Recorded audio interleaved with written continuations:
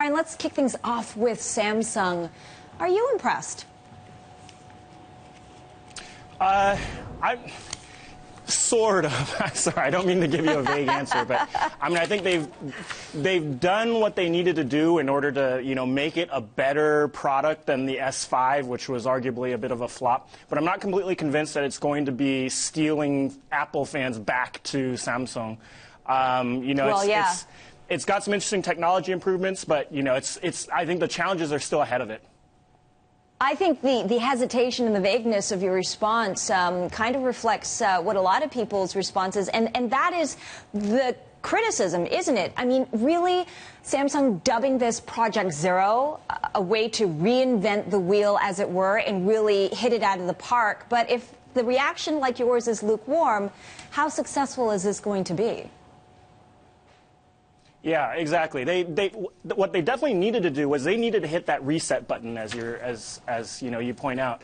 The problem is that the landscape has changed so much over the past few years, where just the competition is much more intense. You've got a lot of these Chinese vendors. You've got Apple, who's the one that actually did hit it out of the park with their recent product. So what Samsung's doing here is, yeah, sure, they've made improvements. We definitely do give them credit for what they've been able to do.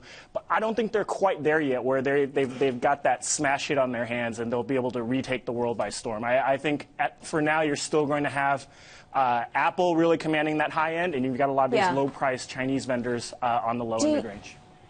Do you think part of the limitations is that, of course, it's handcuffed to the Android OS? Well, not necessarily. I mean, Android has got its benefits as well, and it's certainly got an ecosystem around it that is quite compelling.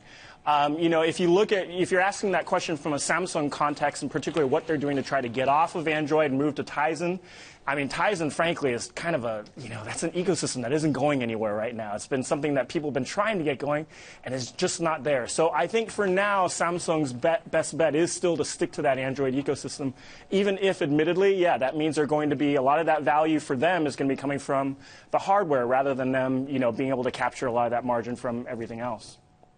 All right, Bryan, well, Samsung's been struggling in relative terms in recent quarters. How much is this new product lineup going to help it?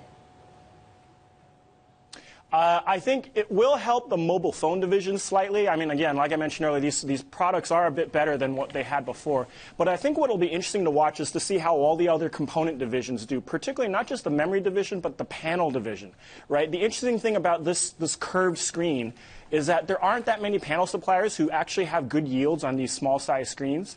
And so by them producing it in their own branded product, it's a bit of a living, breathing demo to the rest of the world that says, hey, look at how good our technology is. So even if the branded phones don't do well, it might actually have some indirect positive effects for their component business. And that's one thing to watch out for.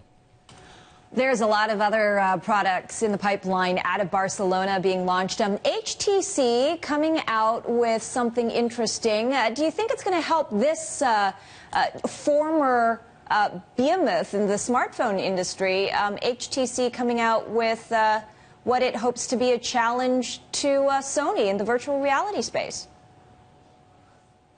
Yeah, it's interesting to see HTC trying to get back on its feet, whether it's through virtual reality, whether it's through a camera and all that kind of thing. The risk that HTC entails here is that they can't be spread too thin in trying to go across all these various areas. The good thing about HTC is they definitely have the engineering talent to, produce good quality products. The problem is they don't get the credit for it, right? They don't have the scale, they don't have the presence that a lot of these other guys like Samsung and Apple do.